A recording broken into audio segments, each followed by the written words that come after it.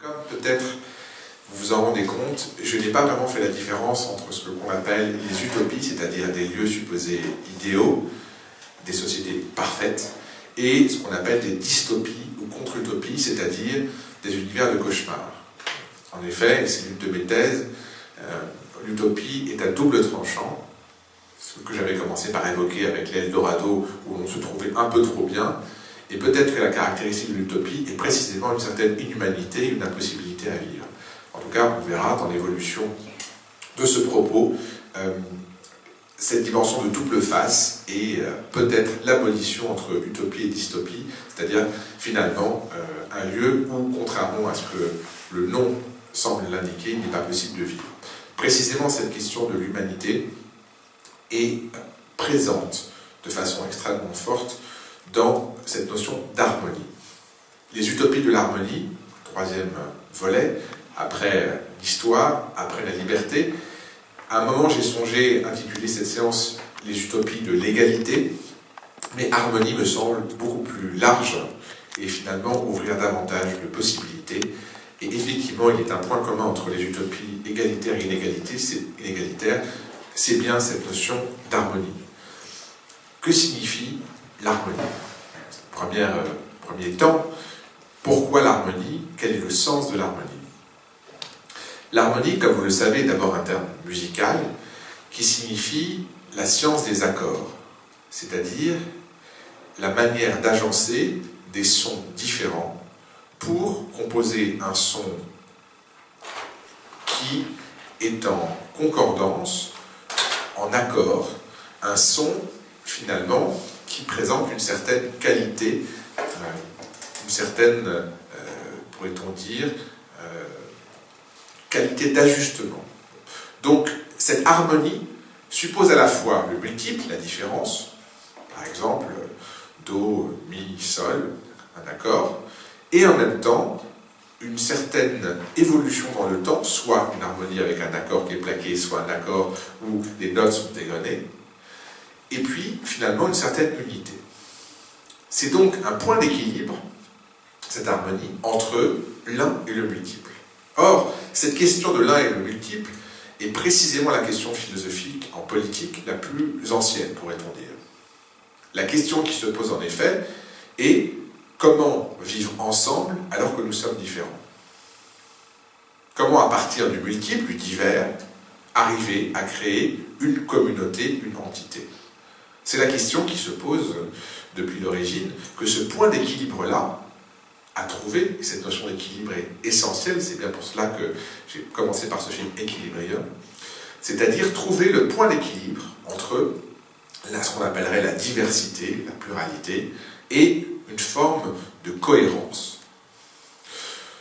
Évidemment, cet équilibre est très fragile, très délicat à trouver, et en fonction des systèmes de pensée, des systèmes politiques, l'accent est mis sur une dimension, liberté offerte à la différence, à la pluralité, ou au contraire, l'exigence de l'unité, parce que sinon, eh bien, tout va dans tous les sens. Donc finalement, il y a, pourrait-on dire, deux dangers symétriques auxquels se trouve confrontée l'harmonie. Le premier danger, c'est le danger de l'explosion. C'est-à-dire, finalement, que le multiple, le différent avec un T et avec un D, c'est-à-dire à la fois la différence et le conflit, prennent le pas sur le reste. Autrement dit, ce que Hobbes appelle la guerre de tous contre tous. C'est-à-dire que chaque individualité se refuse à trouver un point commun avec les autres, et chacun est campé sur son désir, sur sa singularité, sans compromis, dans une logique de destruction et d'extension. Évidemment, la conséquence de ce que Hobbes appelle la guerre de tous contre tous est une vie, comme il le dit, qui est courte, risquée, pauvre, dangereuse. Donc, finalement, on a dans cette, pourrait-on dire, tyrannie du multiple, du pluriel, de la différence, une manière de rupture, d'explosion, une incapacité à faire du commun. À partir de là, la question qui se pose est que pourra être un commun, et comment peut advenir ce commun? Évidemment, la conclusion de Hobbes est la création de l'État, c'est-à-dire une structure supérieure qui va pouvoir unifier. Et évidemment, dans notre réflexion sur l'harmonie, nous allons très vite rencontrer l'État. D'où peut venir l'harmonie? L'harmonie peut-elle être spontanée? C'est le rêve de certains philosophes pour qui l'homme est essentiellement bon, et donc il se pourrait que dans certaines conditions, spontanément, les hommes entrent en harmonie les uns avec les autres. Mais si on ne pense pas que cette spontanéité puisse exister, même quand des conditions idéales sont réunies, eh bien il faut bien que cette harmonie soit suscitée, voire imposée, et que donc soient ajustées d'une façon ou d'une autre les différences. Eh bien ce principe d'ajustement, cette instance-là, peut s'appeler l'État, une institution. Autrement dit, la société serait le lieu de la diversité, du pluriel, et l'État serait le lieu de l'imposition d'un principe unique. Évidemment, c'est beaucoup plus compliqué que cela, mais je pose pour l'instant le premier repère, de première notion, pour qu'on voit les enjeux. Donc ce danger, premier danger, c'est le danger, disais-je, de l'explosion, et il est un autre danger, qui est un danger, cette fois, pourrait-on dire, non pas de l'implosion, mais disons de l'oppression. C'est-à-dire que ces différences ne soient pas dans une guerre de destruction mutuelle, mais avec une forme de hiérarchie, et que cette hiérarchie en vienne à écraser les uns au profit des autres. C'est ce que, évidemment, Rousseau, dans son discours sur l'origine de l'inégalité, appelle le principal crime, c'est-à-dire l'injustice sociale. Et donc, pour lui, l'injustice qui est le fondement de la société telle qu'il la voit, eh bien, cette injustice détruit en fait ce qu'elle tente de créer, c'est-à-dire une société harmonieuse. L'injustice détruit l'harmonie, puisqu'elle crée du ressentiment, elle crée du tort, elle crée du différent, et elle crée finalement les conditions de sa propre destruction, c'est-à-dire soit l'oppression maximale, soit la révolte, et finalement l'explosion du système. Donc, on voit bien que, ici, la différence peut être destructrice au sens où elle engendre soit une guerre, soit une injustice qui elle-même est douloureuse, voire explosive. Ça, c'est le danger que j'appellerais le danger du multiple, le danger de la différence. Symétriquement, il est évidemment un autre danger, qui est le danger du même, le danger de l'un. C'est le danger de l'uniformité. Le danger que l'harmonie se réduise à une seule note, c'est-à-dire, au sens littéral, à de la monotonie. Monotonie, un seul ton. Donc, le fait que vous abrasiez toutes les différences pour les faire entrer dans un même moule, on voit tout de suite, là, les images sont très claires, c'est exactement ces images que nous venons voir, le moule dans lequel tout le monde doit se fondre, la différence doit être abolie, parce que la différence finalement est criminelle, elle est une divergence, et donc elle est une mise en cause du système. On a évidemment ici toutes les formes de totalitarisme égalitaire. Je parlerai de cela davantage lorsque je parlerai des utopies de la pureté la prochaine fois. Mais clairement, on a avec cette tyrannie du même, avec cette tyrannie de l'un, évidemment la forme d'un État qui serait un État totalitaire et qui serait dans cette aversion de la différence. Donc on voit bien que nous sommes entre deux écueils, deux dangers. Et ce danger de l'uniformité n'est pas seulement celui d'un totalitarisme qu'on appellerait, si vous voulez, hard. Il y a une forme d'uniformisation plus pernicieuse, plus discrète, et que Tocqueville, le grand historien du XIXe siècle, décrit parfaitement quand il évoque la société américaine et ce qu'il imagine de la suite. En effet, Tocqueville décrit ce qu'il voit par la suite. Il dit, à partir de la société américaine, j'imagine ce que va donner la démocratie. Et la démocratie va présenter un État omnipotent, tout-puissant, qui sera dans la domination douce de ses sujets et qui leur prodiguera tout ce dont ils ont besoin.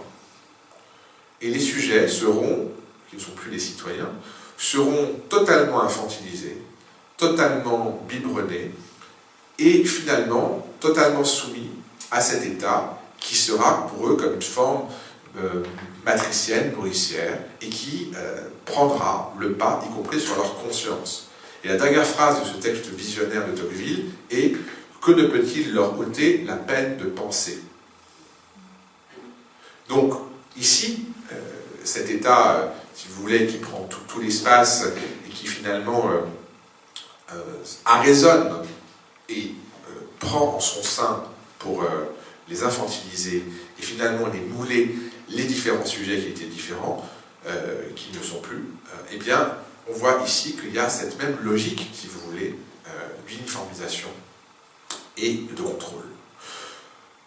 Alors, l'harmonie, évidemment, et cette délicate recherche, quelque part entre, si vous voulez, la monotonie et la cacophonie, disons, la recherche de ce point d'équilibre qui serait à trouver sous différentes formes.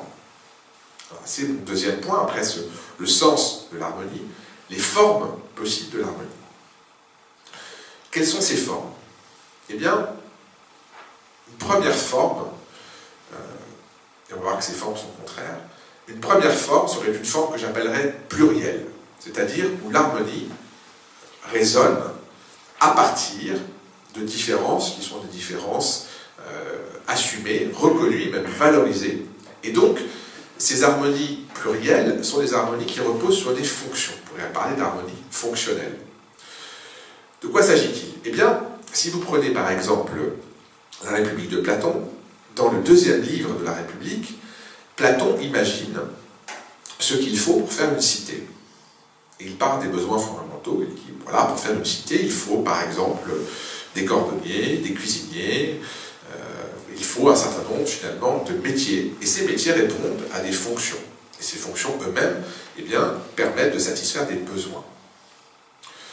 Donc, en partant des besoins, Platon définit une cité comme la réponse organisée à ces besoins. Et cette notion d'organisation est fondamentale parce qu'évidemment, l'harmonie s'organise. L'harmonie spontanée serait le paradis sur Terre qui n'aurait besoin finalement de rien d'autre que de cette spontanéité naturelle. Eh bien, cette organisation, Platon l'extrapole, non seulement sur les différents métiers, mais sur des fonctions, on pourrait appeler des fonctions macro-fonctions, et ces fonctions sont au nombre de 3 pour lui. Il y a la première fonction, qui est une fonction qui consiste à diriger la cité, et diriger la cité, puisqu'il s'agit de Platon, c'est-à-dire un philosophe idéaliste au sens fort du terme, on dirige à partir d'une pensée, d'une idée, et donc, ceux qui dirigent la cité, ce sont les philosophes rois. Philosophes, et leur sagesse, leur conscience, leur permet donc de diriger.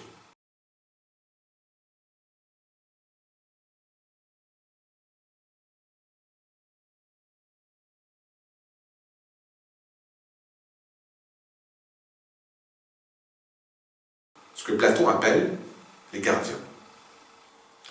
Et la troisième fonction, tout aussi essentielle, de la cité, c'est évidemment la production qui permet de satisfaire des besoins, c'est-à-dire créer, construire des maisons, produire de la nourriture, des travailleurs. Ces 3 fonctions, Platon les attribue également à 3 parties, ce qu'il appelle les 3 parties de l'âme. La sagesse, la raison, le logos, fonction, qualité plutôt des philosophes rois, par excellence. Le courage ou le cœur, le thumos, qui évidemment est l'apanage des gardiens. Et puis, tout ce qui est le réservoir des passions et des pulsions, le bas, le ventre, le bas-ventre, épithumia, ce qui est l'ordre de l'appétit, qui est satisfait par les producteurs et les travailleurs. On voit ici un modèle tripartite, 3 parties donc, très pensé, très construit, des fonctions, des classes, des besoins, des organes même. Ainsi, la cité et l'harmonie reposent sur cette division-là, cette organisation-là. Évidemment, chacune de ces fonctions, chacune de ces parties, chacun des organes, absolument essentiels à l'ensemble. C'est la fameuse parabole que un personnage de Shakespeare, Ménénius, au début de Coriolan, expose. Il dit, voilà, il y a une parabole, et cette parabole est donnée par quelqu'un qui s'appelle Agrippa, c'est la révolte des membres contre le ventre. Voilà. Et le ventre répond, mais je suis tout aussi important que vous, Parce que c'est moi que je digère, c'est moi qui absorbe la nourriture et qui répartit dans tout le corps. Autrement dit, cette conception organique, si vous voulez, de la cité, c'est-à-dire qui transpose la cité comme un corps humain, fait que chaque organe est à sa place, chaque organe nécessaire, et en un sens, eh bien, il n'y a pas vraiment, pourrait-on dire, de privilège. Il n'y a pas vraiment l'un qui soit plus important que l'autre. Vous ne pouvez pas vivre sans poumon, ou sans cerveau, ou sans cœur. Donc, cette conception organique fait que tout se tient et que chaque chose est à sa place. Évidemment, dans une telle conception de l'harmonie sociale, une révolution est impossible. Pourquoi? Parce que vous ne pouvez pas mettre le poumon à la place du cerveau. Les organes ont une nature qui fait qu'ils sont là où ils doivent être, la nature faisant bien les choses, et rien en vain, comme dit Aristote, eh bien, l'organe doit rester à sa place. Et c'est précisément le discours que tient ce sénateur Ménénius au début de Coriolan, lorsque les plébéiens, les gens du peuple sont en train de se révolter, il leur dit « Restez à votre place est d'être les membres de la cité, les bras, les pieds, n'essayez pas de devenir comme le Sénat, les ventres de la cité. Vous courez à la catastrophe et le ventre va mourir, mais non seulement le ventre, le corps entier va mourir comme un monstre, si vous voulez, comme si on avait mis un bras à la place de l'œil. » Donc, cette conception-là, si vous voulez, de l'harmonie et de l'harmonie par les fonctions, est un modèle qu'on trouve, et que, par exemple, le grand anthropologue Georges Dumézil a pointé dans l'organisation sociale de très nombreuses sociétés humaines. Ce que dit Dumézil, c'est qu'il constate que, non seulement chez Platon en théorie, mais en pratique, des sociétés sont organisées, en effet, à partir de trois fonctions. La première fonction qui consiste à être dans un rapport avec l'autre monde, c'est-à-dire la dimension symbolique, la dimension religieuse, la dimension cultuelle, avec le culte des anciens, avec la mémoire. Cette dimension religieuse est celle des prêtres, des oratores.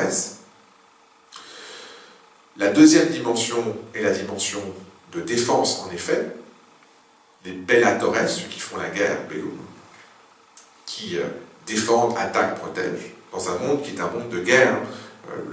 L'expérience de la paix est une expérience récente, comme vous le savez. Pendant des siècles et des millénaires, c'est la guerre qui est l'état naturel. Et puis, donc cette fonction n'est pas négligeable. Et puis, troisième fonction, la fonction en effet de travailleurs, de producteurs, laboratores.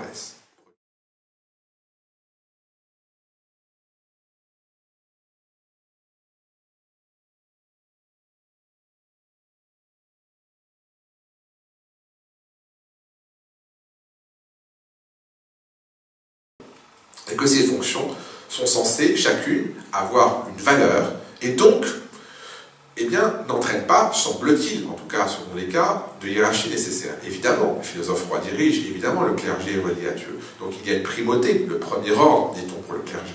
Mais chaque ordre est légitime et nécessaire, chaque ordre a donc ses lois particulières, ce qu'on appelle ses privilèges. Privilèges, loi privée. Donc, loi particulière. C'est-à-dire que cette organisation-là, à partir de fonctions, n'est pas forcément inégalitaire à la base, et valorise chacune des fonctions. Et c'est ainsi que l'harmonie peut se justifier par la pluralité, par la différence. Si vous prenez par exemple un film comme Divergente, et je vais faire allusion ici à de nombreux films de science-fiction, peut-être même davantage qu'à des systèmes de pensée politique, parce qu'il me semble que ces films, en particulier, disons, ces 10 ou 20 dernières années, montrent bien des risques, des tendances, et sont extrêmement parlants. Eh bien, le film Divergente, qui est un film en 2 parties qui a connu un grand succès, imagine une société qui est divisée en 5 catégories, et chaque catégorie est constituée de gens qui ont une qualité particulière. Par exemple, la qualité des audacieux est évidemment le courage, et donc cette classe-là est la classe de ceux qui se battent, de ceux qui sont finalement les gardiens. Bon. Il y a une autre classe, qui est la classe des érudits, genre de savoir. Une classe de ceux qui sont charitables, etc. Donc vous avez 5 classes, et ces classes dépendent de qualité. On a une qualité en particulier qui fait qu'on rejoint telle classe lors d'une initiation, etc. Le film montre bien cette conception fonctionnelle de la cité et d'une harmonie qui repose sur le fait que ces différentes classes existent, différents groupes, et que chacune se complète et constituent l'ensemble de l'harmonie. 5 notes d'une certaine manière. Oui, mais évidemment, là où le bas blesse, c'est pour cela que le film s'appelle Divergente, que se passe-t-il lorsque vous n'entrez dans aucune de ces catégories ou dans plusieurs? On peut être, comme le dit un personnage du film, et courageux, et érudit, et charitable. Pourquoi être l'un plutôt que l'autre? Donc, évidemment, déjà, il y a dans cette partition, si vous voulez, dans cette distribution des fonctions, des rôles, et il faut que chacun soit dans son rôle. Et sortir du rôle, c'est menacer l'harmonie. Donc, il y a une imposition, si vous voulez, et une définition, le fait d'être mis dans une case. Si bien que, ce qui est extrêmement intéressant, on peut totalement retourner la chose, et alors que dans Divergente, il s'agit de qualités qui sont données pour organiser chacun des groupes, il y a un roman de Philippe K. Dick, peut-être le plus grand auteur de science-fiction de tous les temps, qui a d'ailleurs été la source de nombreux grands films de science-fiction, Blade Runner par exemple, Minority Report. Si vous voyez un grand film de science-fiction, regardez à la fin, il y a une chance sur deux pour que la source soit un roman de Philippe K. Dick. Eh bien, un de ces romans s'appelle Les clans de la lune Alphan, un roman des années 60. Quelle est l'histoire? Eh bien, la Terre a colonisé des planètes, et notamment un satellite, et une lune, et elle a laissé ce satellite à l'abandon pendant 30 ans. Or, il y avait sur ce satellite un hôpital psychiatrique. Et donc, pendant plusieurs décennies, ceux qui étaient là, les aliénés, se sont organisés en société. Quelle est cette société? Eh bien, elle se compose de 7 groupes.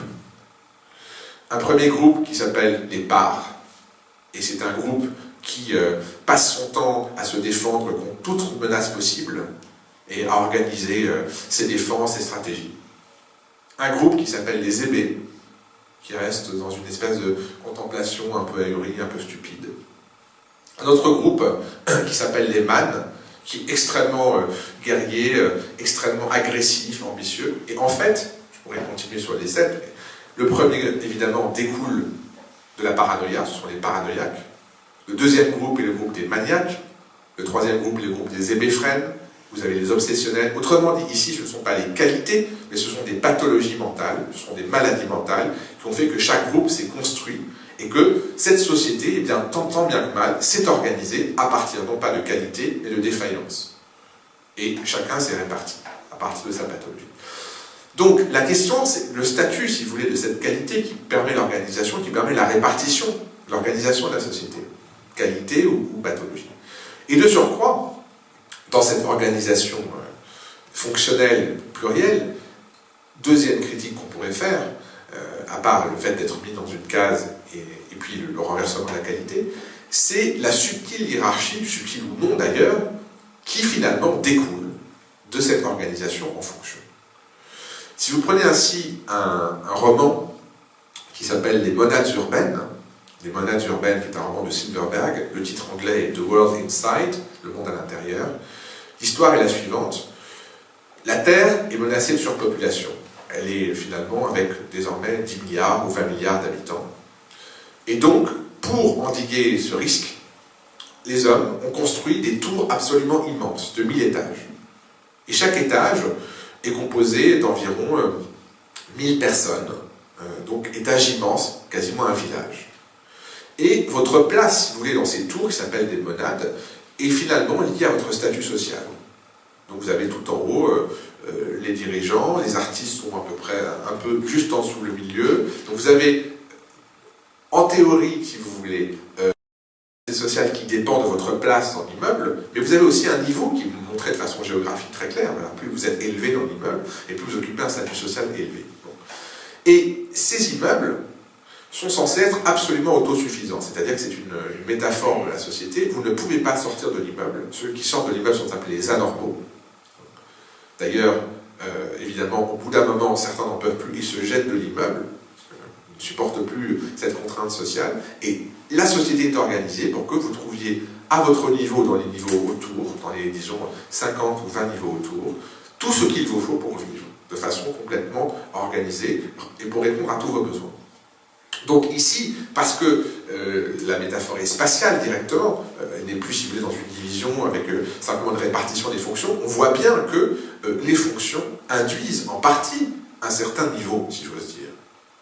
Et évidemment, c'est dans un autre roman qui est un roman plus célèbre, Le meilleur des mondes, que cette division est frappante. Dans Le meilleur des mondes, comme vous le savez, très célèbre roman de Huxley, dont le titre anglais est Oh Brave New World, qui est une citation de Shakespeare, de La Tempête, donc merveilleux monde nouveau. Eh bien, c'est évidemment ironique chez Huxley, puisque ce monde nouveau qui est décrit, c'est un monde où il y a 5 classes qui sont hiérarchisées, et les alphas sont les plus intelligents, les plus éduqués, et puis les derniers sont des abrutis, mais des abrutis provoqués, puisque dans ce monde-là, la procréation est assistée, c'est-à-dire que vous définissez le niveau des gens de façon génétique. Donc, la question qui se pose, pour conclure, si vous voulez, sur cette organisation fonctionnelle, ce que j'ai appelé les harmonies plurielles, c'est la question de la hiérarchie. C'est-à-dire que dans cette idée que chacun est à sa place, et que chaque valeur compte, que chaque rôle compte dans la société, et bien de là, et plus ou moins de façon officielle, officieuse, induite, un placement, et donc le risque, évidemment, comme le montre nombre de ces romans ou de ces films, le risque d'une contestation de cet ordre. Puisque le problème de l'harmonie, c'est qu'est-ce qui peut empêcher de la briser? Comment empêcher de briser l'harmonie? Comment tenir l'harmonie? Donc il y a une question du temps, sur laquelle je reviendrai. Comment faire en sorte que l'harmonie ne soit pas brisée par une fausse note, ou pire, par le bris d'instruments. Alors, cette question précisément de l'égalité est pour moi celle qui caractérise le deuxième type d'utopie. Utopie, et encore une fois, de façon délibérée, je ne fais pas la différence entre les utopies et les dystopies.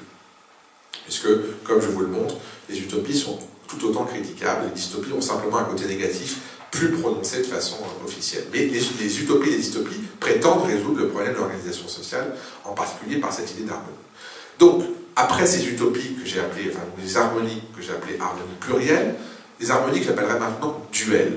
Duels, c'est-à-dire qu'elles reposent sur deux et non plus sur plusieurs. Autrement dit, ce sont des harmonies officiellement inégalitaires et qui reposent sur la lutte des classes. Elles existent. Alors, évidemment, Marx a bien pointé que la lutte des classes était problématique et qu'elle devait être dépassée, etc. Mais il existe des systèmes qui reposent, je ne parle pas de notre capitalisme actuel qui tente de justifier que par l'amélioration des niveaux de vie ou par le fait que finalement la pauvreté n'est pas nécessaire ou qu'il est possible de la dépasser. Mais ce que dit Brecht dans Sainte-Jeanne des abattoirs, c'est que le mythe de la balançoire, eh bien, doit être dénoncé. Qu'est-ce que c'est que ce mythe de la balançoire?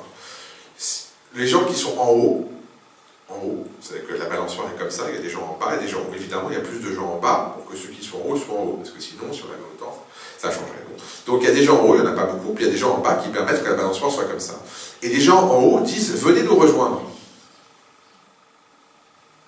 Mais évidemment, ce que dit Jeanne, c'est que si jamais vraiment ceux qui étaient en bas rejoignaient ceux qui étaient en haut, la balançoire retomberait et tout le monde se retrouverait en bas. Et donc, le prétexte, si vous voulez, l'idéologie qui consiste à dire « mais vous pouvez tous venir en haut », ce que dit Brecht de façon assez géniale avec cette image de la balançoire, est un mythe parce qu'il est impossible que tout le monde soit en haut. Pour qu'il y ait en haut, il faut qu'il y ait en bas. Alors, ce principe-là est absolument assumé par certaines fictions. Je pense ici, évidemment, à une fiction comme Total Recall, qui est un film, où il y a eu plusieurs versions, mais qui imagine un monde divisé en deux parties. Alors, par exemple, dans la dernière version de ce film, vous avez un axe qui traverse la Terre, où il y a une sorte d'ascenseur énorme, et où vont travailler, d'un bout de la Terre à l'autre, des prolétaires. Vous avez un endroit qui est paradisiaque, qui est, je crois, en Australie, et là, c'est vraiment le monde des riches et des puissants, et du reste de la planète, de l'autre bout de la planète, je crois au niveau de l'Angleterre, eh bien, descendent à travers la Terre tous les jours, de façon accélérée, pour aller travailler dans le monde des riches, les prolétaires. Donc ici, on voit que le monde est divisé en deux pôles, littéralement, deux pôles, deux classes, l'une qui travaille et l'autre qui vit du travail et qui vit du loisir.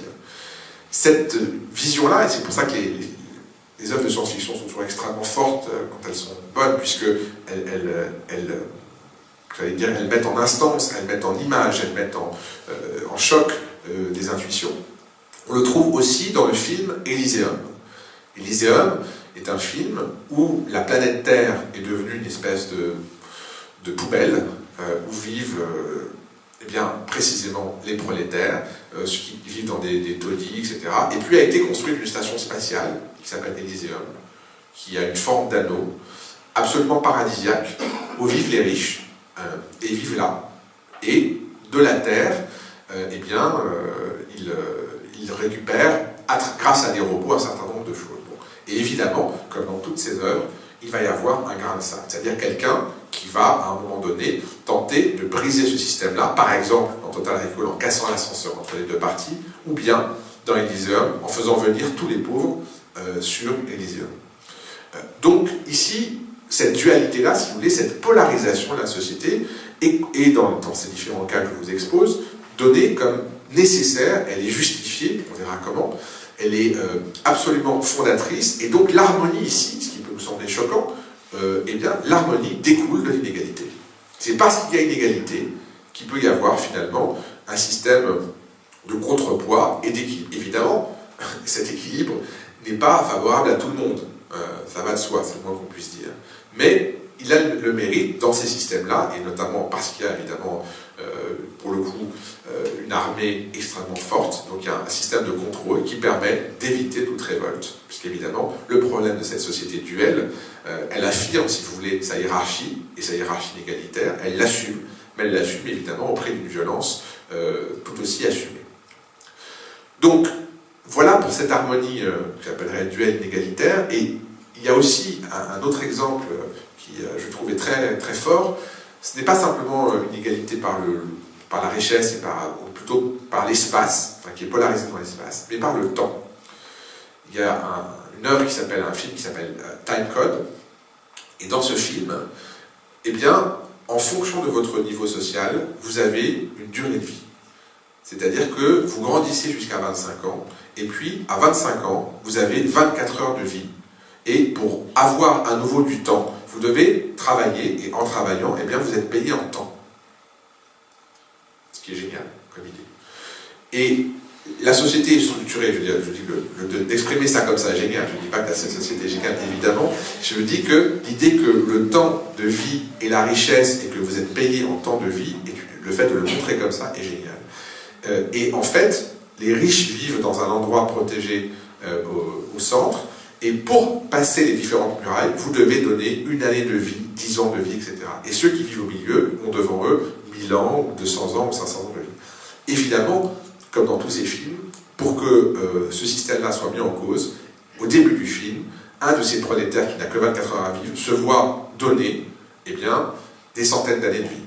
Et donc il va mettre en cause ce système-là. Donc là, c'est par le temps, c'est évidemment par une géographie, mais c'est par le temps que l'inégalité se crée et se polarise. Que ce soit le temps, l'espace ou la richesse, la particularité de ces systèmes est de proposer une organisation sociale, une harmonie, donc je le disais, de façon polarisée, duelle et inégalitaire. Évidemment, on va là jusqu'au bout du modèle égalitaire qu'est notre société, et de façon paradigmatique, pourrait-on dire, cela implique une critique, et cette critique est la source principale, dirais-je, de la troisième forme d'harmonie. J'ai parlé des formes plurielles, formes duelles, et voilà ce qu'on pourrait appeler maintenant la forme monodique, si vous voulez. C'est-à-dire, évidemment, celle qui nous est la plus familière, celle qu'on imagine tout de suite quand on parle d'harmonie, c'est-à-dire l'harmonie égalitaire. Celle où chacun a la même place. Mais comme je vous l'ai montré, c'est pour cela que je termine par cette harmonie, elle n'est qu'un des exemples. On peut très bien penser une harmonie par la différence, par la pluralité, par l'antagonisme, etc. L'essentiel de l'harmonie, c'est bien le fait d'avoir organisé ensemble des différences pour créer un accord particulier. Donc, ne nous laissons pas abuser par l'idée que l'harmonie est forcément égalitaire. Au contraire même, je dirais qu'elle réclame une certaine forme de différence. Donc, harmonie égalitaire, là aussi, si on détaille et qu'on voit la subtilité des choses, d'abord, l'égalité concerne qui? C'est la première question qu'on peut poser. Ainsi, dans une des grandes utopies, ce qu'on appelle la démocratie athénienne. La démocratie athénienne, en fait, comme vous le savez sûrement, ne concerne à peu près que 5% de la population. Puisque les Grecs citoyens sont des hommes libres, et qu'autour, les femmes n'ont pas les mêmes droits, elles ont des droits mais pas les mêmes, les femmes libres, et puis vous avez à 90% des esclaves, et vous avez des métèques, c'est-à-dire des étrangers qui vivent là, mais qui n'ont pas les mêmes droits que les citoyens. Donc en fait, ce qu'on appelle, de façon abusive, la démocratie athénienne, c'est, pour reprendre le terme grec, l'isonomie. Isonomie, iso, ça signifie le même, et nomos, c'est la loi, ça veut dire la même loi pour tous. Et pour tous, c'est-à-dire pour un groupe particulier. Donc, cette égalité est locale, si j'ose dire, et l'harmonie concerne une partie. On a une harmonie à un niveau, si vous voulez, et puis une harmonie inégalitaire à un niveau macro. Extrêmement intéressant comme modèle, évidemment. Si jamais on se projette dans une égalité qui serait cette fois, entre guillemets, pour tous, alors, que signifie ce pour tous? Que serait l'égalité à l'échelle de l'humanité, à l'échelle de la planète, par exemple? On constate que, dans la plupart des cas, sauf dans les cas absolument fantasmatiques, limites, ça concerne une communauté donnée. Et que cette communauté est une communauté d'égaux, précisément. C'est précisément la question de la limite de cette communauté, qui peut être une cité, qui peut être, en tout cas, elle est délimitée par un cadre qui fait qu'à l'intérieur de ce cadre, il y a égalité. C'est le cas, par exemple, pour les Quakers,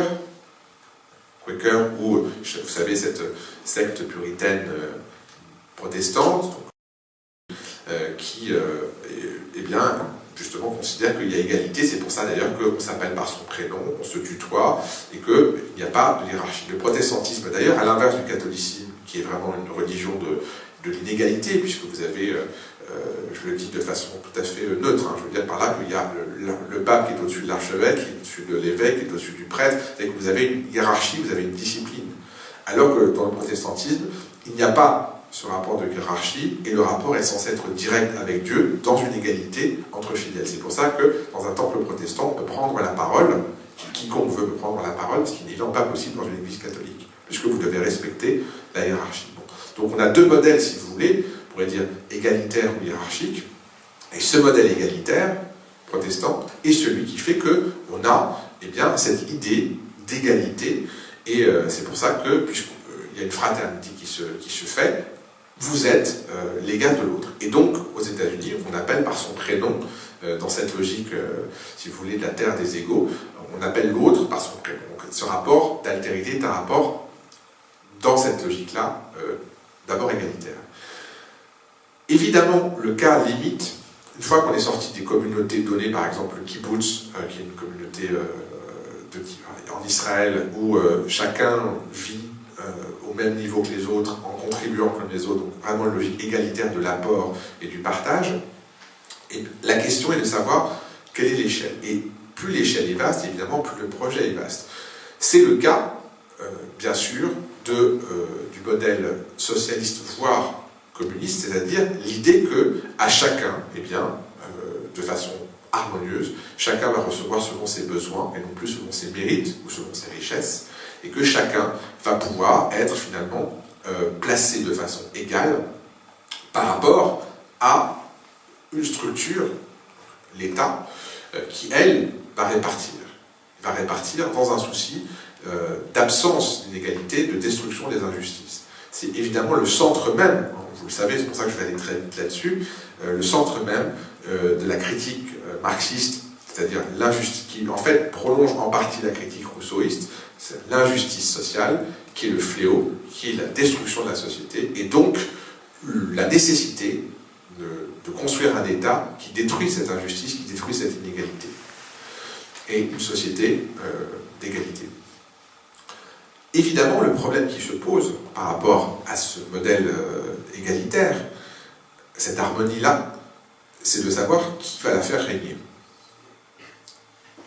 Ce que dit Marx, c'est qu'à un moment, lorsque les prolétaires auront pris le pouvoir et qu'ils auront installé un État qui sera un État prolétaire ouvrier, à un moment l'État disparaîtra, puisque l'égalité aura été installée. Oui, en théorie, mais en pratique, si vous regardez les expériences historiques, ce qu'on appelle le socialisme réel, ce que ce modèle-là a donné, c'est la création d'une nouvelle inégalité, c'est-à-dire d'une classe dominante. La classe dominante étant celle de l'État et du parti, qu'on appelle les apparatchiks, ou la bureaucratie. Ce phénomène a été abondamment analysé. C'est-à-dire finalement la recréation sous une autre forme d'un système duel, d'un système hiérarchique, au nom de l'égalité, avec des valeurs inversées, c'est-à-dire une valorisation de l'ouvrier, du pauvre, etc. Mais la formation d'une nouvelle élite, et vous le savez sans doute, pendant le temps de l'Union soviétique, ceux qui étaient membres de la nomenclatura avaient des droits que les autres n'avaient pas. Ils avaient accès à la nourriture, ils pouvaient voyager à l'étranger, ils avaient des appartements de fonction, etc. Donc, comment faire durer une société égalitaire sans créer de la part de ceux qui la mettent en œuvre une nouvelle inégalité? Question évidemment vertigineuse. Et question que Kant, en un sens, touchait du doigt lorsqu'il disait « Le problème, c'est que pour écrire des lois, nous n'avons que des hommes qui vont écrire des lois. Or, il faudrait que des dieux écrivent des lois pour, en un sens, si vous voulez, sortir du côté humain circonstanciel. » Donc, comment, sans recréer cette inégalité, faire durer une harmonie qui serait une harmonie égalitaire? Et bien là, on arrive justement à la question du temps. Et c'est le troisième moment, après le sens de l'harmonie et les formes de l'harmonie, les trois formes que j'ai évoquées, pluriel, duel et puis, j'allais dire monolithique, monodique, disons, la question du temps et donc la question de l'évolution de l'harmonie, la question de la capacité à faire durer l'harmonie. En effet, le problème, si j'ose dire, c'est que l'homme est dans le temps et que donc vous ne pouvez pas faire de l'utopie un tableau. C'est-à-dire que l'utopie est une sorte d'arrêt sur image au sens où tout est à sa place et rien ne bouge. Alors vous pouvez évidemment avoir des circulations, c'est-à-dire entre les différentes fonctions, faire circuler les vivres, le savoir. Il y a des formes de régulation, justement, pour faire en sorte que l'équilibre tienne. Et c'est bien le concept d'équilibre ici qui est fondamental. Faire en sorte que l'harmonie dure. Comment faire pour éviter les fausses notes? Comment faire pour éviter les couacs, voire pire, les coups d'éclat? En effet, dans ce système-là, dans cette logique de l'harmonie, on pourrait dire que tout accident est un désordre. Il est très facile de faire une fausse note dans une harmonie, très facile. Vous pouvez très vite sortir, parce que c'est un cadre.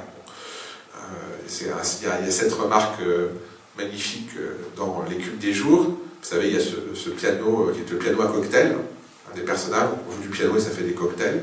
Et il y a le personnage qui dit à un moment tu as fait une fausse note, j'ai eu peur, mais heureusement c'était dans l'harmonie. Donc voilà, paradoxe, mais normalement une fausse note est précisément non harmonieuse. Alors, comment faire pour éviter ce danger de l'accident de la fausse note? Eh bien, le danger finalement est vite présent, et donc nombre de ces utopies imaginent l'éradication de ce qui peut créer du désordre. Or, qu'est-ce qui peut créer du désordre? Eh bien, ce qui peut créer du désordre, on pourrait dire que c'est la passion, l'émotion. On pourrait dire aussi que c'est le rapport à l'autre, un certain type de rapport à l'autre. Et, si j'essaye de synthétiser, en un sens, on pourrait dire que c'est le désir ou la violence. C'est-à-dire un rapport de sortie de soi vers l'autre, qui peut être un débordement, qui peut être une pulsion de destruction ou d'attraction. En tout cas, une chose qui finalement fait qu'on sort d'un état posé, d'un état de calme. Et effectivement, si vous pensez au système, aux sagesses anciennes, je pense à l'épicurisme ou au stoïcisme, l'objectif, je pense ici au stoïcisme, c'est l'absence de trouble, ce que les Grecs appellent l'ataraxie. Ataraxie, absence de trouble. Absence de trouble, c'est-à-dire ne pas être perturbé, garder un état étal, si vous voulez. Comme les philosophes zen qui pensent au lac sans vague, qui oublient, si vous voulez, toute perturbation. Comment atteindre, ou le Bouddha, comment atteindre cette absence de trouble? Comment ne pas être perturbé? Parce que le désordre, la passion, etc., perturbent, font sortir de cet état d'ataraxie. Eh bien, évidemment, l'enjeu pour une harmonie sociale, pour une utopie de l'harmonie, c'est l'ataraxie sociale. C'est l'absence de trouble, l'absence de perturbation, l'absence de désordre. Et le problème, c'est que le désordre peut naître partout. Le désordre peut naître déjà simplement, en effet, de l'émotion. Et c'est pour ça que je vous ai présenté ce film, Equilibrium, puisque la thèse de ce film, l'idée de ce film, c'est que l'émotion est facteur de désordre. Et donc, tous les personnages prennent une petite pilule, qui est une pilule, pour arrêter leurs émotions. Ils n'ont aucune émotion. Évidemment, comme toujours, un personnage va se trouver sans pilule à un moment, et donc il va commencer à ressentir des émotions, et ça va créer un désordre gigantesque. Donc, l'annulation, la disparition de l'émotion, avec tout ce que ça a de positif, la pitié, l'amour, etc. Une société sans émotion, une société absolument normée, donc une société de l'ordre, puisqu'il n'y a plus de chaos émotionnel. Voilà une première suppression, si vous voulez, un premier danger éradiqué de désordre avec l'émotion. Deuxième danger, c'est évidemment le savoir et l'imagination. Au début du film, vous voyez la Joconde être brûlée, l'œuvre d'art, ce qui évidemment est une forme d'hommage à un autre film de science-fiction que vous connaissez tous, celui-là, une autre œuvre, je pense, Fahrenheit 451. L'œuvre de Ray Bradbury, transformée en film par François Truffaut, et comme vous le savez, Fahrenheit 451, c'est la température où le papier brûle. Donc, l'idée là, c'est que cette société, eh bien, cette société tient parce qu'elle brûle les livres, parce que les livres sont dangereux. Comme le dit un des pompiers dont le métier est de brûler, non plus de sauver du feu, tous ces livres se contredisent. Vous allez devenir folle si vous les lisez, ils se contredisent tous, il n'y a aucune vérité là-dedans, donc il ne faut pas lire. Voilà. Donc l'art, le savoir, évidemment sont dangereux, puisqu'ils transportent, ils déplacent, ils dérangent.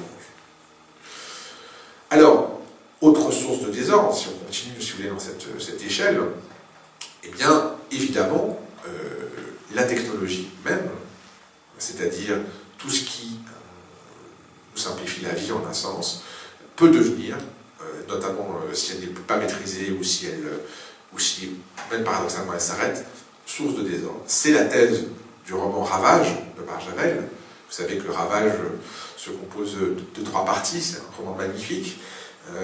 Première partie, un monde absolument automatisé, un monde de machines, un monde où on peut aller en quelques instants au sommet de 200 étages. Et puis tout d'un coup, dans ce monde parfaitement automatisé, tout s'arrête, sans qu'on sache pourquoi. Tout s'arrête. Il n'y a plus d'énergie. Les avions tombent, les ascenseurs ne marchent plus, les lumières s'éteignent. Tout s'arrête. Et c'est évidemment le chaos absolu, puisque l'homme s'est mis dans la dépendance de la technologie, et donc, eh bien, c'est un massacre. Après ce temps du chaos, intervient un 3e temps où un personnage qui est un chimiste, qui est très important. Il est chimiste, c'est-à-dire qu'il va, à partir des éléments naturels, pouvoir composer des choses, à partir des plantes, eh bien, il va réinventer une société conçue, là aussi, comme une utopie harmonieuse, en condamnant toute technologie comme dangereuse. Et d'ailleurs, à un moment, un de ces, si vous voulez, j'allais dire, sujets, une sorte de roi chimiste, a une idée technologique et il le tue. Parce que c'est le risque, évidemment, de recommencer une société techniciste. Donc là, vous voyez qu'entre l'émotion, le savoir et la science, en un sens, je reviendrai bien sûr sur la science plus tard, on voit que les sources de désordre sont finalement liées à, pourrait-on dire, l'humanité. Et c'est bien pour ça qu'un cas limite est présenté par la planète des singes. La planète des singes, c'est cette utopie, si vous voulez, où l'homme même est le danger, puisque, comme vous le savez, dans les multiples versions à partir du roman de Pierre Boulle, eh bien, l'humanité a déclenché un cataclysme nucléaire. J'espère que je ne spoil rien, c'est quand même tellement célèbre que vous savez qu'à la fin du film La planète des singes, eh bien, vous avez ces astronomes qui pensent avoir fait un voyage à travers l'espace, un voyage de 5 siècles. Ils arrivent sur une planète peuplée de singes qui mettent en cage les hommes. Et à un moment, un des hommes dit je veux comprendre ce qui se passe, etc. Il va dans la zone interdite, et la zone interdite montre le haut de la tête de la Statue de la Liberté, recouverte de sable, par 5 siècles de sable, puisque évidemment cette planète est la Terre, et qu'elle a été détruite par le feu nucléaire. Et donc le personnage comprend que l'homme a déclenché sa propre destruction. Et donc les singes, un peu comme dans Ravage, si vous voulez, interdisent la technologie et disent que l'homme est le danger. Donc on voit bien que finalement le désordre c'est l'homme. Alors qu'est-ce que c'est qu'une harmonie? Si si vous voulez, parfaite, eh bien peut-être une harmonie sans homme. Et là, on aboutit, si vous voulez, à un paradoxe absolument vertigineux, c'est-à-dire qu'il faut la destruction de l'homme pour aboutir à l'ordre parfait, puisqu'évidemment, l'humain, c'est le désordre en partie. C'est le désordre de l'émotion, c'est le désordre de l'imagination, c'est le désordre du risque, c'est le désordre de la technique, c'est finalement le désordre aussi du risque de sa propre destruction. Donc, c'est pour ça que je vous disais que je ne fais pas de différence entre les utopies et les dystopies. Voilà qu'on est vraiment à un nœud du problème, c'est-à-dire comment faire en sorte de tenir un équilibre sans arriver à la destruction de l'homme, complètement, ou à sa déshumanisation, ce qui est évidemment le cas de la plupart de ces œuvres. On voit comment une société est déshumanisée pour prévenir le désordre. Eh bien, il y a des modalités de régulation qui évitent, si vous voulez, l'explosion. Ces modalités de régulation, on les trouve dans un certain nombre d'œuvres que j'ai évoquées. Par exemple, le travail qui fait que vous avez dans les utopies, dans les harmonies duales, inégalitaires, eh bien, vous allez faire qu'une population travaille pour vivre. Par exemple, dans cette société où le temps est la richesse, il faut chaque jour avoir travaillé pour recevoir son temps de vie. Donc là, on a évidemment un cadrage absolu, puisque vous ne travaillez pas, vous mourrez, et vous êtes obligé de travailler, et donc vous êtes occupé à travailler pour vivre. Donc là, il y a une forme de, j'allais dire, de régulation qui s'opère par le travail. Une deuxième forme de régulation, c'est le jeu. Le jeu qu'on voit par exemple dans le film Hunger Games. Dans Hunger Games, comme vous le savez, un film en plusieurs parties à partir d'un livre, l'idée est que le monde se composait de plusieurs tribus, et que certaines tribus se sont révoltées. Et donc, elles vivent désormais dans la pauvreté, elles doivent payer pour s'être révoltées contre l'autorité. Et chaque année, eh bien, il y a des jeux auxquels chaque tribu envoie, ce qui s'appelle, chaque district d'ailleurs, envoie des tributes. En anglais, ça veut dire des représentants. Et ces représentants se battent dans une espèce de gigantesque jeu télévisé, et le but, c'est qu'un survive. Donc, les jeux du siècle, si vous voulez, à l'échelle de la planète, tout ça télévisé, autrement dit le spectacle, et ce spectacle qui fait qu'on tient sous le joug dominé les anciens révoltés, et puis on entraîne dans le divertissement tous les autres. Donc le jeu est évidemment une des modalités de régulation de ces sociétés-là et de ces harmonies, puisque eh bien, ça permet de, en quelque sorte, faire que les pulsions soient satisfaites par le spectacle. Le jeu, le travail, et puis, troisième forme de régulation, évidemment fondamentale, et qu'on trouve dans la plupart de ces utopies, le mensonge. Le mensonge est indispensable, dans de nombreux cas, pour que tienne ce système-là. Et là, je vais évoquer à nouveau Philippe Cadic, encore et toujours. Ainsi, il y a un roman qui s'appelle La vérité avant-dernière. La vérité avant-dernière, vous avez sous terre, le roman commence, eh bien, sous terre vit une communauté depuis 15 ans, parce qu'il y a la guerre tout à la surface, et que le monde a été dévasté par des gaz toxiques et par des armées de robots, et donc il faut vivre sous terre pour se protéger de la radioactivité. Et sous terre, que fait-on? Eh bien, on fabrique des robots parce que la guerre continue, et que la guerre est impliquée entre les deux blocs, évidemment, occidental, américain et soviétique. Donc, la guerre continue, et sous terre, des communautés de plusieurs milliers d'habitants, répartis sur l'ensemble du territoire, vivent, et ne sont jamais remontés à la surface, et ils vivent évidemment à 4 dans des petites cellules avec chambres partagées, et ils travaillent, ils produisent des robots. Et ces robots sont envoyés à la surface, et eh bien, de façon très régulière, chaque semaine, voire chaque jour, il y a à la télévision le protecteur qui apparaît, qui est le général qui dirige les armées, et qui donne l'état des batailles, et qui montre les destructions, et qui montre notamment de façon systématique la destruction des villes. Voilà, San Francisco a été détruite hier, voici les images de la destruction de San Francisco, et donc l'effort de guerre se poursuit dans les souterrains. Ça, c'est le début du roman. Et puis, un personnage doit absolument monter à la surface, c'est le chef d'une des communautés, parce que quelqu'un d'essentiel chez lui, un mécanicien, n'a plus de rein ou de pancréas. Et donc il va aller chercher un organe artificiel. Et donc il monte à la surface, qui est évidemment extrêmement dangereux. Arrivé à la surface, ce qu'il découvre est la chose suivante. La guerre est terminée depuis 12 ans. Les États-Unis et l'Union soviétique se sont mis d'accord sur la paix et ils se sont partagés le monde. Les États-Unis, en fait, sont divisés dans des grands domaines seigneuriaux, avec chaque seigneur qui a un domaine de plusieurs milliers d'hectares, qui lui-même servi par des robots précisément qui sont construits sous terre. Et la principale activité est la fabrique des films pour montrer sous terre que la guerre continue, afin d'avoir la production de robots et que le système tienne. Donc là, vous avez un système duel, égalitaire, sauf que la particularité est que ceux qui sont sous terre ne le savent pas. Donc, c'est ce mensonge, si vous voulez, d'une guerre qui continue, pour permettre aux seigneurs, sur un système tout à fait féodal, revendiqué, de vivre une vie plus que de grands seigneurs, une vie de barons à l'échelle de la planète, puisqu'ils se la sont partagés et qu'il y a eu donc cet accord. Donc, ce que dit en un sens Guy Debord dans la Société du spectacle, c'est que les désaccords apparents cachent une entente profonde, lorsqu'il évoque l'Union soviétique et les États-Unis, c'est-à-dire une entente des classes dirigeantes. Eh bien, dans ce roman, c'est ce qu'on voit, c'est-à-dire que vous avez le mensonge général qui permet de tenir une structure duelle, une structure inégalitaire. Ce mensonge, vous le retrouvez à peu près dans l'ensemble de ces systèmes d'harmonie, parce qu'il faut bien que ça tienne aussi comme ça.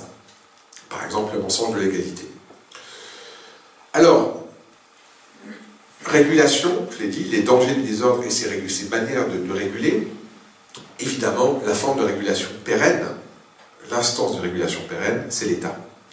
C'est l'État, et là, l'État est, si vous voulez, le seul capable, quelle que soit la surface du territoire, que ce soit une communauté, une cité, un pays, etc., eh bien, le seul capable de déterminer et d'appliquer des lois et une forme d'organisation qui va pouvoir s'imposer. La société, c'est le lieu de la pluralité, du désordre, etc. Et l'État, je le disais au début, eh bien, a cette fonction de cadrage. Alors, la question, et c'est vers là qu'on peut aller comme horizon, c'est évidemment la nature de cet État. La philosophe Hannah Arendt, dans son essai sur la révolution, distingue deux types de révolution. Elle dit, voilà, dans le monde, il y a eu deux types de révolutions. Une révolution qui est une révolution de la liberté, qui est la révolution américaine, où c'est la libération de l'individu, les droits du sujet, et donc évidemment le libéralisme économique, mais c'est la liberté. Et puis une révolution, dit-elle, de l'égalité, qui est la révolution française, qui supprime les privilèges, et qui aboutit après à la révolution russe. Hannah Arendt, philosophe juive allemande, partie aux États-Unis, et donc très attachée aux États-Unis, défend évidemment la liberté contre l'égalité, en disant que l'égalité, qui est l'une des formes d'harmonie, comme on l'a vu, est un danger, parce qu'elle aboutit en fait à une uniformisation, elle aboutit en fait à un totalitarisme. C'est d'ailleurs l'un des autres ouvrages fondamentaux d'Hannah Arendt que la définition du totalitarisme. Or, la question qui se pose, sans aller plus loin sur l'État, c'est précisément la manière dont une harmonie peut tenir dans le temps sans devenir totalitaire. C'est-à-dire, j'entends pas seulement une harmonie légère, hein, pas une harmonie où les choses fonctionnent, mais une harmonie qui se voudrait intégrale, qui se voudrait sans aucun désordre. Eh bien, lorsque cette harmonie est instanciée par l'État, et que l'État prend donc de plus en plus de pouvoir, et finalement de plus en plus de domaines, un peu comme le disait Tocqueville sur une version douce, mais sur une version beaucoup plus violente, on peut penser au totalitarisme stalinien évidemment, il n'y a plus finalement d'espace pour la différence. Il n'y a plus d'espace pour le particulier, l'individuel, et là on est bien dans le règne du mensonge. Pensez à 1984, évidemment, où vous avez un ministère de la vérité, et dont la fonction est de réécrire l'histoire. C'est-à-dire que le personnage principal travaille au ministère de la vérité, il y va tous les jours, et il regarde ce qui était écrit dans les journaux avant. Et par exemple, s'il y a 2 ans, il y a 5 ans, le journal disait le plan quinquennal sera atteint à 90% dans 5 ans, et qu'il a été atteint à 70%, il réécrit le journal d'il y a 5 ans pour dire le plan quinquennal sera atteint à 60%. Autrement dit, La vérité est constamment réécrite, donc il n'y a plus de vérité, puisqu'évidemment l'histoire est un matériau, simplement une matière à travailler. Et donc, on est bien dans ce règne-là du mensonge, et finalement, on est dans la disparition, au nom d'une harmonie, de la possibilité privée. Et on est finalement une société du contrôle. Évidemment, avec, là, vous connaissez tous cette image très forte de 1984, qui est Big Brother, c'est-à-dire le fait que tout est vu, et tout est observé. Parce qu'évidemment, la seule manière dont une harmonie peut s'imposer de façon totale, c'est par un contrôle total. Autrement dit, par une surveillance, comme dit Foucault, surveiller et punir, une surveillance, une présence de l'armée, et surtout, une élimination des déviants. La plupart des utopies de l'harmonie dont je vous ai parlé sont représentées avec précisément un grain de sable, une déviation, ou comme même dans Brésil, une mouche. Vous savez que le début de Brésil, c'est que quelqu'un est en train de taper un ordre d'exécution à la machine, une mouche arrive sur la machine, ça change la première lettre du nom, et à partir de là, le film va partir complètement en vrille, c'est-à-dire que tout va devenir n'importe quoi, à cause d'une mouche qui est tombée sur une machine à écrire, sur un ordre d'exécution. Donc, cette mouche, ce grain de sable, si vous voulez, cette divergence, eh bien, évidemment, met en cause un système, et elle est instantanément combattue, voire détruite. Et donc, c'est l'élimination de la différence au nom de l'harmonie, l'élimination de la déviance. J'irai même plus loin. Ces utopies de l'harmonie ont besoin, très souvent, d'une altérité adverse, c'est-à-dire d'un bouc émissaire. Dans 1984, l'une des devises de l'État, qui est en fait une sorte de continent, c'est « la guerre, c'est la paix ». Que la guerre à l'extérieur, contre un autre continent, permet d'avoir la paix intérieure. Lorsque nous évoquerons les utopies de la pureté, nous verrons qu'évidemment cette fonction de l'altérité négative du bouc émissaire est déterminante.